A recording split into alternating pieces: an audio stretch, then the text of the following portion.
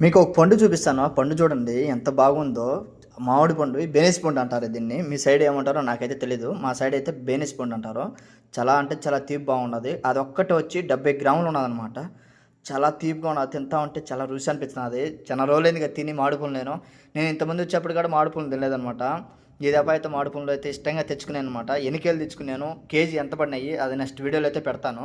ఎన్ని కాయలు కాడ వచ్చినాయో చూపిస్తా చూడండి. తింటా ఉంటే అమృతం తినేట్టున్నదనమాట. అన్నంలో కానీ కలుపుకొని సద్దినీళ్ళ దాగులో దాంట్లో కానీ తిన్నామంటే మామిడిపండు ఎలా ఉంటుందంటే అబ్బా!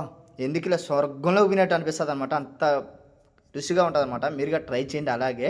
ఎవరైనా సద్దన్నంలోకి పొద్దున్నే మామిడిపండు నలుచుకొని తింటా ఉంటే చాలా బాగుంటుంది. అలాగే నేను పాలకోవ కూడా తెచ్చుకున్నాను అనమాట. పాలకోవ కూడా చాలా బాగుంది.